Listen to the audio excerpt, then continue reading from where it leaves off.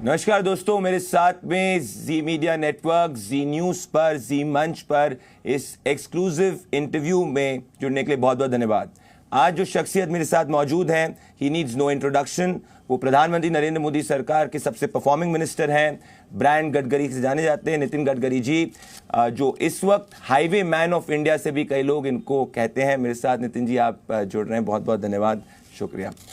मैं इस वक्त नागपुर में ट्रैवल कर रहा था, थोड़ा बहुत घूम रहा था। मैं राम जी श्याम जी पोहे वाले पे मैंने पोहे खाए, क्योंकि मैं इंदौर से भी खुद आता हूँ। यहाँ पे तरी वाले पोहे मिलते हैं, हमारे वहाँ पे सेव के साथ में पोहे मिलते हैं। तो वहाँ पे मैं लोगों से बात कर रहा था, तो मैंने पूछा कि क्या लगता है नागपुर में, तो 10 में से 9 लोग कह रहे हैं यहाँ पे सर्वे करने की ज़रूरत ही नहीं है, यहाँ पे तो 100% गडकरी जी का जो काम है वही चलेगा और इस बार ज़्यादा मार्जिन से भी जीतेंगे। तो गडकरी जी, मेरा सवाल ये है कि अब अक्रॉस द कंट्री एक देखा गया है कि you also been branded as the highway man of India, तो क्या आपने देखा कि डिफरेंस किस तरीके से रहा है? क्योंकि अगर मैं हाईवेज की बात करूं, से फॉर एग्जांपल जो आपकी मिनिस्ट्री रही है, there has been a remarkable change in terms of number of highways जो बने हैं। अगर मैं आपकी कॉन्स्टिट्यूंसी की बात करूं, अब आप टारगेट रख रहे हैं कि 5 लाख वोट मार्जिन से जीतना है। So what has been the change आपके हिसाब से? आप इतने एम्बिशियस टारगेट्स किस तरीके से रख पाते हैं? क्या वर्क पैटर्न के अंदर चेंज जो आप लेके आए हैं, जो आपको लगता है देश के अंदर हुआ है? देखिए, पहली बात तो नागपुर की बात करूंगा। नागपुर में मेरा जन्म भी हुआ है और मैं नागपुर की जनता को अपना परिवार मानता हूं और जनता मुझे अपना मानती है। मैंने जात, पंथ, धर्म, भाषा और पार्टी बियॉन्ड काम किया है। मैंने कभी जातिवाद और सांप्रदायिकता का काम कभी किया नहीं। Politics of development and progress, ये मेरी विचारधारा है। और केवल इंफ्रास्ट्रक्चर में नहीं, मैं एग्रीकल्चर में विशेष रूप से काम करता हूँ। अभी मुझे 9 डिलीट्स मिली है, डॉक्टरेट्स, उसमें से 4 एग्रीकल्चर साइंस में मिली है, जबकि मेरे कॉन्स्टिट्यूशन में 1 भी एकड़ खेती नहीं है। पर मैं गांव, गरीब, मजदूर, किसान का कल्याण करना चाहता हूँ। और मेरी खुद की सोच जो मुझे मेरी विचारधारा से मिली है कि पॉलिटिक्स को सही अर्थ जो है, we need to redefine the definition of politics for the people. Politics यानी केवल सत्ता कारण नहीं है, पावर पॉलिटिक्स नहीं है। पॉलिटिक्स में समाज कारण, राष्ट्र कारण, सेवा कारण और विकास कारण है। तो मैं यहाँ करीब 45,000 हार्ट के ऑपरेशन कर सका हूँ, करके अभी तक हुए हैं। मैंने जिनके पैर टूटे, जो स्ट्रेचर पे थे, 350 लड़कों को जर्मन और अटोबॉक्स के मैंने पैर लगा के दिए, किसी को हाथ लगा के दिए। मैंने करीब 1 लाख लोगों की आंखें जांच की और जिनको 50,000 लोग अच्छे चश्मे दिए, कुछ लोगों को कान की मशीन दी, 25,000 का ट्रक के ऑपरेशंस किए। अभी मेरी 5 वैन से बड़ी डेंटल में, हेयर में, आँखों में, सब मैं काम करते रहता हूँ, दवाइयाँ बांटते रहता हूँ। और लोगों की सेवा करना ये राजनीति है, मुझे मेरा खुद का मानना है। कोविड के समय मैंने 100 करोड़ का साहित्य केवल मेरे गाँव से पूरे विदर्भ में बांटा। ऑक्सीजन प्लांट बांटे, बाईपैक और कॉन्सेंट्रेटर बांटे, क्या सिलेंडर ऑक्सीजन के बांटे, ऑक्सीजन के प्लांट बड़े बनाए, लोगों से मांग के वो बना के दिए। इतना ही नहीं तो हवाई जहाज, एयरफोर्स के ट्रक डालकर भुवनेश्वर और विशाखापट्टनम बेचकर वहाँ से ऑक्सीजन लाकर लोगों की जान बचाने की कोशिश की। जब रेमडेसिविर नहीं था तो वो भी बनाया, फंगस के इंजेक्शन बनाया। पर मेरी नेचुरल रिलेशनशिप पब्लिक से बन गई तो उसका फ़ायदा मिलता है। पर मैं यही मानता हूँ कि केवल राजनीति यानी पावर पॉलिटिक्स नहीं है। तो ये मेरी कंसेप्ट है और उसका मुझे चुनाव में बहुत बड़ा फ़ायदा दिख रहा है। लोग इतने मेरे ऊपर प्रेम करते हैं और उनका प्रेम देखकर मैं भी बहुत ही भावनात्मक हो जाता हूँ। और लोगों का प्रेम भी किसी भी राजनीतिक नेता के लिए उसकी पूंजी होती है, कैपिटल होता है। मेरा नागपुर की जनता का प्रेम, ये मेरा कैपिटल बहुत बड़ा है। इससे मैं खुद को खुश नसीब मानता हूँ। गडकरी जी, आपने कहा कि भाई पॉलिटिक्स शुड बी बियॉन्ड जात पात, और इनफैक्ट आप इसको हमेशा से एडवोकेट भी करते आए हैं। इस वक्त एक तरफ बात डेवलपमेंट पॉलिटिक्स की हो रही है, दूसरी तरफ अगर मैं बात करूं कि एक नई तरीके की पॉलिटिक्स की बात हो रही है, जिसमें कहा जा रहा है कि वेल्थ रीडिस्ट्रीब्यूशन की बात की जाएगी, 50% रिजर्वेशन स्लैब को हटाने की बात की जाएगी, कास्ट रिजर्वेशन को बढ़ाने की बात की जाएगी। अब आपने 4 डेकेड्स प्लस पॉलिटिक्स में आप रहे हैं, आपको क्या लगता है कि ये जो पॉलिटिक्स, मान लीजिए जो अल्टरनेट पॉलिटिक्स आपके विपक्षी दल प्रैक्टिस करने की बात कर रहे हैं, is this good for the country? क्या जो वेल्थ डिस्ट्रीब्यूशन की बात हो रही है, ऐसा देखिए, कोई भी व्यक्ति उसकी जात, पंथ, धर्म, भाषा, सेक्स से बड़ा नहीं होता, उसके गुणों से बड़ा होता है। अब्दुल कलाम साहब थे, वो मुसलमान थे, पूरा देश उनको मानता था। छत्रपति शिवाजी महाराज हमारे प्रेरणा स्रोत रहे, उनकी जात नहीं पूछते। बाबा साहब अम्बेडकर की जात नहीं पूछते। सवाल यह है कि वोट बैंक पॉलिटिक्स के लिए लोगों को गुमराह करना और कास्ट कॉन्शियसनेस बढ़ाकर चुनाव राजनीति में सक्सेस मिलाना, ये जो एक शॉर्टकट है पॉलिटिकली, इसका उपयोग कुछ लोग करते हैं। पर जो राष्ट्र के निर्माण की बात सोचते हैं, भविष्य का सोचते हैं, वो जात, पंथ, धर्म, भाषा, धर्म के ऊपर उठकर सोचते हैं। देखिए, चुनाव क्या होगा, लोग क्या करेंगे, ये बात अलग है। Whether you want to lead the people और लीड बाय द पीपल, तो हमको लीड द पीपल वाला कंसेप्ट है। अपने कन्विक्शन के आधार पर लोगों के पास जाएंगे, अपनी बात उनको समझाएंगे और समझे हुए लोगों की मेजोरिटी बनाकर उद्दिष्ट की तरफ जाएंगे। यही हमारी बात है। गडकरी जी, आपने राष्ट्र निर्माण की बात करी। अब इसमें एक बहुत इंपॉर्टेंट पिलर जो पिछले 10 सालों से आप और प्राइम मिनिस्टर दोनों बात कर रहे हैं, वो है हाईवेज। जिस तरीके से देश के अंदर जिस रैपिड पेस पे हाईवेज बने, वर्ल्ड क्लास इंफ्रास्ट्रक्चर हुआ है। अब कुछ ही समय पहले बात हो रही थी इलॉन मस्क की, and Elon Musk has said कि he is coming to India. आपने थोड़े समय पहले कहा था कि Elon Musk is welcome in India, but उनको हिंदुस्तान के अंदर ही मैन्युफैक्चर करना चाहिए, ना कि चाइना के अंदर। आप किस तरीके से इसको देखते हैं कि, और इसलिए मैं पूछ रहा हूं आपसे क्योंकि जब से इलॉन मस्क ने पब्लिकली कहा है कि हिंदुस्तान आने वाले, चाइना हैज सेड कि भाई हिंदुस्तान के अंदर आके कोई फायदा नहीं होने वाला है, यहाँ पे electric vehicles manufacturing of India नहीं बन सकता है। यू एडवोकेटेड कि इंडिया इस वक्त 3rd लार्जेस्ट ऑटोमोबाइल मैन्युफैक्चरर है और नंबर 1 की तरफ बढ़ सकता है। ईवी के अंदर आप एडवोकेट कर रहे हैं कि हम एक बड़ा हब बन सकते हैं। 1 मिलियन प्लस बैटरी व्हीकल्स हम लोग ने ऑलरेडी क्रॉस कर दिया, जो एक समय में 93,000 था। So how do you see, क्या इलॉन मस्क का, टेस्ला का अगर हिंदुस्तान के अंदर आना will be an inflection point for the entire? देखिए, मैं जब मंत्री बना तो हिंदुस्तान की ऑटोमोबाइल इंडस्ट्री 7.5 लाख करोड़ की थी, अब वो 12.5 लाख करोड़ है। और जब मैं मंत्री बना था हम 7वें नंबर पे थे, आज हम 3रे नंबर पर आए। 3 महीने पहले हमने जापान को पीछे डालकर हम 3रे नंबर पर आए। पहले नंबर पर चाइना है, दूसरे नंबर पर अमेरिका है, तीसरे नंबर पर हम है और हमारे बाद जापान है। ये इंडस्ट्री देश को, राज्य सरकार और भारत सरकार को जीएसटी के रूप में सबसे ज्यादा रेवेन्यू देती है। ये इंडस्ट्री करीब 4.5 लाख करोड़ का एक्सपोर्ट करती है और ये इंडस्ट्री जो है ये हमारे देश के जीडीपी ग्रोथ में सबसे बड़ी कंट्रीब्यूट करती है। हमारा 2 व्हीलर जैसा है, बजाज, टीवीएस, हीरो, ये 50% प्रोडक्शन एक्सपोर्ट करते हैं। तो इलॉन मस्क जो है हिंदुस्तान में सब वेंडर्स है अभी, तो जो इलॉन मस्क अपना प्रोडक्ट अमेरिका में बनाएगा उसकी कॉस्ट 100 रुपये आएगी, हिंदुस्तान में उसकी कॉस्ट 70 रुपये आएगी। तो वो धीरे धीरे मर्सिडीज से लेकर वर्ल्ड के ऑल ब्रांड्स हिंदुस्तान में मैन्युफैक्चरिंग करना चाहते हैं। और हमने स्क्रैपिंग पॉलिसी लाई, तो स्क्रैप करने से लोहा, steel, plastic, rubber, copper, aluminium सब रिसाइकलिंग होगा तो और कॉस्ट कम होगी।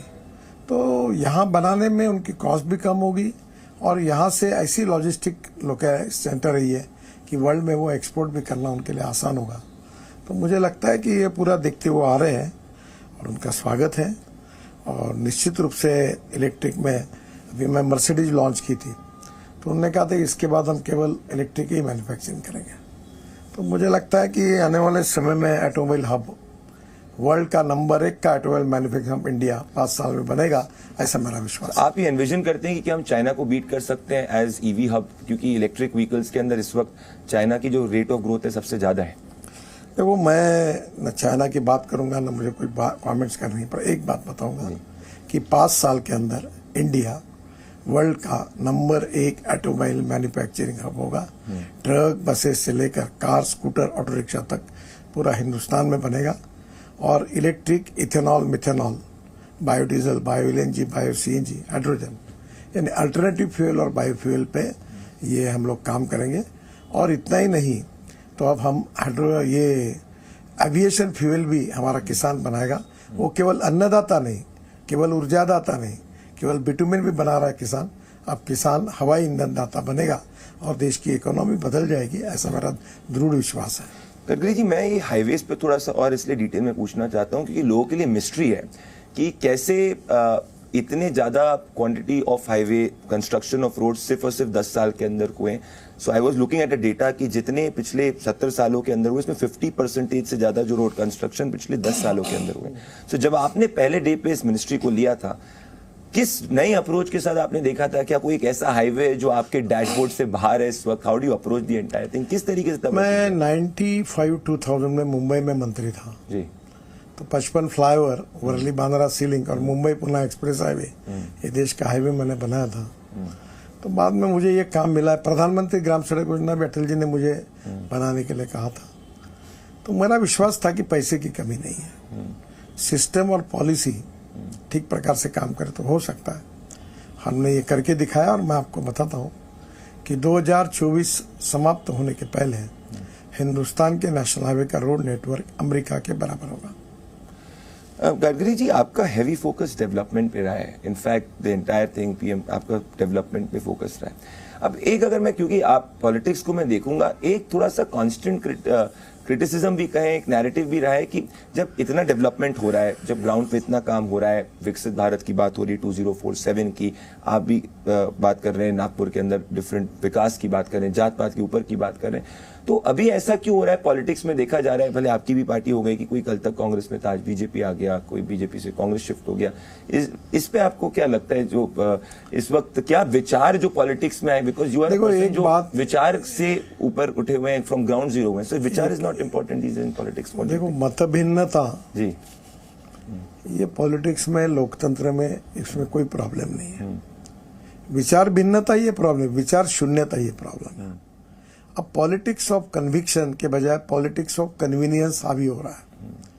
लोकतंत्र के प्रति आस्था, गांव गरीब मजदूर किसान के प्रगति और विकास के लिए आस्था, ये जो वैचारिक भूमिका लेकर, जैसे मैं अक्सर मानता हूं कि politics is a instrument of socio economic reform, तो ये बात कहकर काम करने वाले लोगों की संख्या बहुत कम हो रही है। और लोग पॉलिटिक्स ऑफ एक प्रकार से कन्विक्शन के बजाय पॉलिटिक्स ऑफ अपॉर्चुनिज्म बढ़ रहा है, पॉलिटिक्स ऑफ कन्वीनियंस बढ़ रहा है, इधर से उधर भाग रहे जा रहे हैं। देखो, हमारा लोकतंत्र जो है, इसमें क्वालिटेटिव चेंज होगा तब हम देश आगे जाएगा। और लोकतंत्र 4 पिलर पर खड़ा है, लेजिस्लेटिव विंग, एग्जीक्यूटिव विंग, बाद में जुडिशरी और मीडिया। चारों ने सोचना चाहिए कि हम सब लोग मिलकर हम लोकतंत्र को मजबूत कैसे कर सकते हैं। और we are the mother of the democracy, और वर्ल्ड की सबसे बड़ी डेमोक्रेसी है। तो लोकतंत्र में गुणात्मक सुधार करते हुए लोकतंत्र को विकसित करना, और पॉलिटिक्स ये विचारधारा के आधार पर होना चाहिए। और विचारधारा ये बहुत आवश्यक है, कोई भी विचार हो उससे प्रामाणिक रहना, पर विचार शून्यता और अपॉर्चुनिज्म ये हमारी पूरी लोकतांत्रिक आस्थाओं को और पॉलिटिक्स के स्तर को गिराते हुए जा रहा है। ये सभी पार्टियों ने इस पर गंभीरता से सोचने की आवश्यकता है। So if that is the case, one thing Gadkari ji, मैं पूरे कैंपेन में ऑब्जर्व कर रहा था, like even the course of interview, आपने सबसे ज़्यादा रीटरेट डेवलपमेंट को किया है। पर जब भी मैं ऑपोजिशन के पार्टीज़ के जितने भी नेता हैं उनके साथ बात करता हूँ, इंटरव्यू करता हूँ, उनका एक कांस्टेंट प्लान किया रहा है कि अगर आपकी पार्टी वापस से मेजॉरिटी में आ जाएगी तो लोकतंत्र खतरे में पड़ जाएगा। So if the BJP NDA जो आपका टारगेट है कि 370-400 पार, लोकतंत्र खतरे में पड़ जाएगा। डू यू फील कि ये फेयर क्रिटिसिज्म है आपके पार्टी के? गलत क्रिटिसिज्म है। देखिए, हम संविधान बदल देंगे जी, लोकतंत्र खतरे में आएगा, मुसलमानों को बहुत धोखा है, ये वोट बैंक पॉलिटिक्स के लिए, क्योंकि परफॉर्मेंस के आधार पर उनको कॉम्पीट नहीं कर सकते। इसलिए जब कन्विंस नहीं कर सकते अपनी एबिलिटी के ऊपर, तो कंफ्यूज करने की कोशिश करते हैं। ये कंफ्यूजन क्रिएट करने के पीछे पॉलिटिकल इंटरेस्ट है। गडकरी जी, इस बार आपका टारगेट जैसे 400 पार कर आपकी पार्टी का। Now you also seen the era of 2004, जो कई बार कहा जाता है कि भाई अटल जी की गवर्नमेंट ने बहुत अच्छा परफॉर्म किया था, but 2004 was an aberration and the mandate went towards the other side. कहीं क्या इस बार आपको लगता है कि आयु या आप या बाकी जितने भी नेता आपकी पार्टी में ओवर कॉन्फिडेंस में कि 400 पार 370, और ऐसा तो नहीं कि the ghost of 2004 can return? नहीं, मेरा विश्वास है कि मोदी जी के नेतृत्व में हमें 370 से ज्यादा सीटें मिलेगी, एनडीए को 30 से ज्यादा सीटें मिलेगी, और हम 400 पार पहुंचेंगे, ऐसा मुझे लगता है। So you think it's nothing of overconfidence इसमें जैसे? नहीं जी, जो हमने 10 साल में काम किया वो कांग्रेस ने 60 साल में नहीं किया। उसी परफॉर्मेंस के आधार पर जनता का विश्वास हमने हासिल किया है, उसी के भरोसे हम कह रहे हैं। ये अहंकार की बात नहीं है, ये आत्मविश्वास की बात है, जिसके ऊपर हम इस बात का जिक्र कर रहे हैं। गडकरी जी, इस बात पे एक दुख होता है क्योंकि मैं आपकी पॉलिटिक्स को भी बहुत पहले से ऑब्जर्व कर रहा था। Now you have seen an era जब 2 मेंबर पार्टी भी आपके पास थी, now you are with full majority. ये कांस्टेंट पालमपुर की तरफ से आपके पार्टी का कमिटमेंट था राम मंदिर बनने का। नाउ इस वक्त जब एक तरफ प्रभु श्री राम का मंदिर बन चुका है, प्राण प्रतिष्ठा हो चुकी है, वहीं दूसरी तरफ इसको पॉलिटिसाइज करने की भी कोशिश की जा रही है। सो ऑल द ऑपोजिशन के, if you see there is a constant plan of your opponent, none of them have gone to Prabhu Shri Ram Pran प्रतिष्ठा।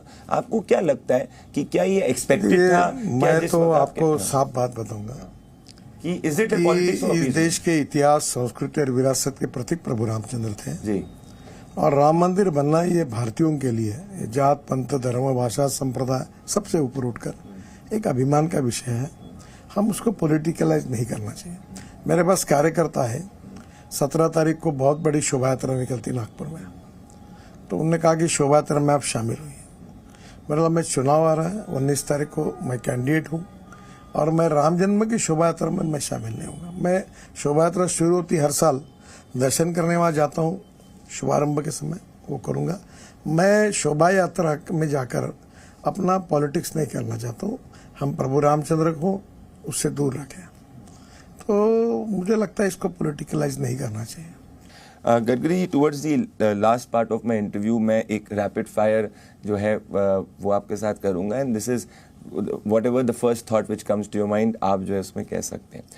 जब द फर्स्ट क्वेश्चन इज, आपके और प्राइम मिनिस्टर नरेंद्र मोदी की कोई एक मुलाकात जो आपने अभी तक नहीं किया, कोई एक conversation with respect to your ministry या विद रिस्पेक्ट टू पॉलिटिक्स जो अभी तक आपने शेयर नहीं की है, जो आपको लगता है कि which helps the people understand कि किस तरीके की वर्किंग रिलेशनशिप? देखिए, मैं उनका सहयोगी रहा हूँ। मैं अध्यक्ष था तब वो गुजरात के मुख्यमंत्री थे, और मेरे उनके काफ़ी चर्चा डेवलपमेंट के बारे में होती है, अलग अलग विषयों पर होती है। कभी कुछ विषयों के बारे में अधिकारियों को मेरे पास भेजते हैं, हम लोग चर्चा करते हैं, पर दोनों के बीच में जो चर्चा होती है वो व्यक्तिगत होती है, उसकी चर्चा मीडिया के साथ करना उचित नहीं होता। ऐसा कोई कठिन समय नितिन जी जो आपको याद आता है, जो आपके अभी तक पॉलिटिकल करियर के लाइफ के अंदर, करियर के अंदर पिछले समय में जो आप हमेशा रिकॉल करते हैं, anything which you feel the most challenging part अभी तक? मैं एक अलग टाइप का इंसान हूँ। कहते हैं मस्त मौला है बहुत ज्यादा। मैं अपना खाता पीता हूँ, आनंद लेता हूँ, गाना भी सुनता हूँ, स्पोर्ट्स भी देखता हूँ, गजल भी सुनता हूँ, काम भी करता हूँ, टेंशन वगैरह नहीं करता। और भगवान ने मेरी औकात और हैसियत से कई गुना ज्यादा मुझे अच्छा दिया, मैं तृप्त हूँ। अतृप्त आत्मा जो होते हैं पॉलिटिक्स में, वो अस्वस्थ ही रहते हैं, तो मैं तृप्त हूँ। What next Nitin ji? आपने हाईवेज के अंदर यू परफॉर्म फिनोमिनली। अब नेक्स्ट आप विजन क्या देखते हैं? आप नागपुर के लिए आपकी नेक्स्ट विजन क्या है?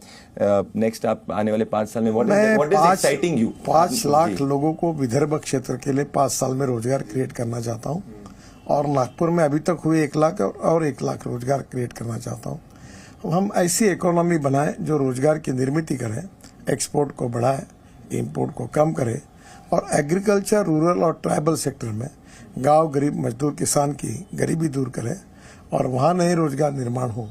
इस पिन पर मैं बायोफ्यूल, अल्टरनेटिव फ्यूल, किसान, खेती, इसमें काफ़ी काम करता हूँ, और वो मेरा रुचि का विषय है। वैसे मेरे कॉन्स्टिट्यूशन में 1 एकड़ खेती नहीं है जी, पर मैं एग्रो विजन करता हूँ। 5 लाख किसान आते हैं। वाटर कंजर्वेशन में मैंने 1000 अमृत सरोवर बनाए।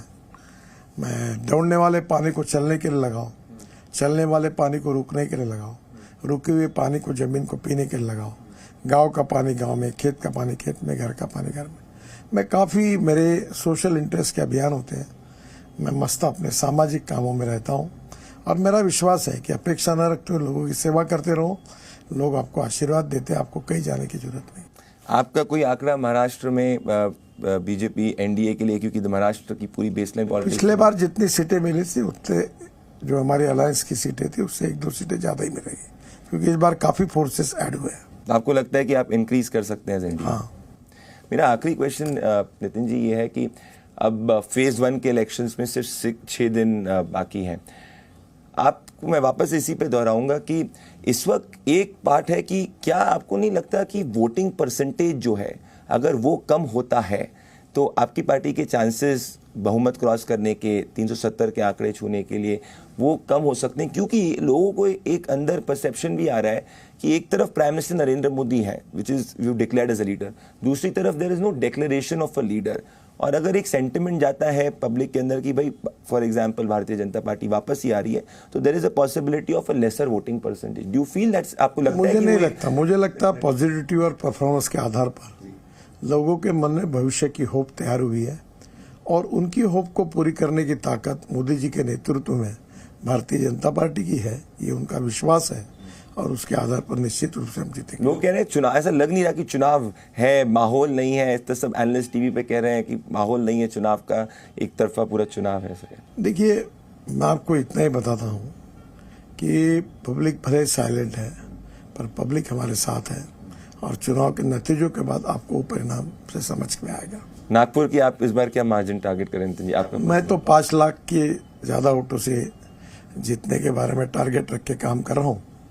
मेरा विश्वास है कि जनता मुझे आशीर्वाद देगी। नितिन गडकरी जी, आप मेरे साथ में जुड़े, जी न्यूज पे जुड़े, बहुत बहुत धन्यवाद, शुक्रिया। Thank you. Ladies and gentleman, that was union minister, very very senior leader Nitin Gadkari ji, जिनको हाईवे मैन ऑफ इंडिया भी कहा जाता है। उन्होंने हर सवाल का जवाब दिया। मेरे साथ में इस एक्सक्लूसिव इंटरव्यू पे जी न्यूज पे जुड़ने के लिए धन्यवाद, शुक्रिया।